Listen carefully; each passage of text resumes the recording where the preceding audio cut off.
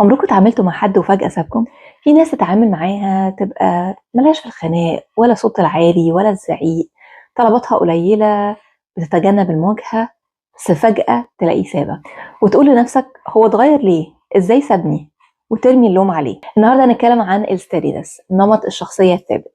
هو نمط عنده low assertiveness يعني هادي، و people oriented يعني موجه أكتر للعلاقات. النمط الثابت فريد جدا، جهازه النفسي مبرمج على تقليل التوتر والحفاظ على السلام ومنع الصدام، مش لأنه ضعيف لكن لأن الجهاز العصبي حساس جدا للتوتر. علميا النمط الثابت عنده نشاط أعلى بكتير جدا من باقي الأنماط في الباراسمباثيك نيرفس سيستم أو الجهاز العصبي اللاودي، اللي هو الجزء المسؤول عن الهدوء والراحة في الجهاز العصبي. عشان كده الصوت العالي مرهق جدا ليه، والمواجهة المفاجئة بتعمله شلل، والضغط المستمر بيستنزف طاقته، فبيختار يسكت. لكن سكوته مش تجاهل، هو آلية حماية لنفسه ولجهازه العصبي. النمط الثابت عنده حاجة نادرة جدا، ذاكرة انفعالية طويلة، يفتكر الجروح والأحاسيس ونبرة الصوت حتى لو عدى عليهم وقت. مش هيفتكر الموقف نفسه اللي أدى للإحساس، لكن هيفتكر الإحساس والمشاعر اللي حس بيها في الوقت ده. عشان كده هتلاقيه في أغلب الوقت بيختار سلام العلاقات عن راحته هو، وطبعا السلام ما بيحبش المواجهة. أكبر غلطة الناس بتعملها معاه إنهم بيفسروا سكوته على إنه موافقة، وهدوءه على إنه رضا،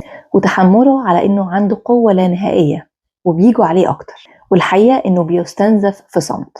النمط الثابت نادرا ما ينفجر، لكن لما بيبعد بيبقى قرار نهائي مفيش رجعة فيه، مش لحظة عصبية. عيبه إن غضبه تراكمي وصامت، بيطلع في صورة برود أو انسحاب، مش زعيق وتنفيس عن نفسه ويقول رأيه بصوت عالي.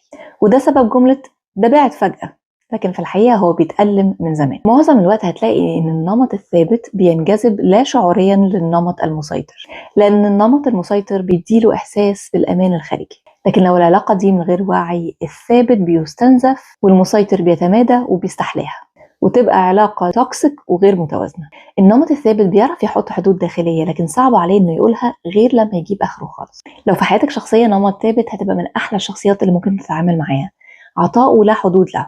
بس لو عايز العلاقة دي تكون ناجحة، اسأله عن حدوده، اسأله عن راحته، وحتى اسأله عن اللي بيضايقه. ما تستناش منه إنه يديك المعلومة. لما بيحب بعمق جدا ومعطاء، لكن لا بيعرف يشتكي ولا يعرف يطلب. لو ما خدتش بالك هتلاقيه بيفضل يدي لحد ما يفضى، وبعدين ينسحب بهدوء. عشان تعرف تتعامل معاه طمنه، اسأله عن رأيه، ما تكتفيش بسكوته لأن سكوته مش دايما موافق. شجعه يعبر ويقول عن رأيه، واديله مساحة الأمان إنه لما يتكلم ويعبر عن نفسه ما تاخدش كلامه ضده ولا تمسكها عليه زلة. انتبه لحدودك وحدوده، لأنه ثابت هتلاقيه بيدي زيادة عن اللزوم، وانت تفتكر ان كل حاجة تمام وهي مش تمام. الخلاصة انه النمط الثابت مش ضعيف ولا سلبي ولا ما عندوش رأي،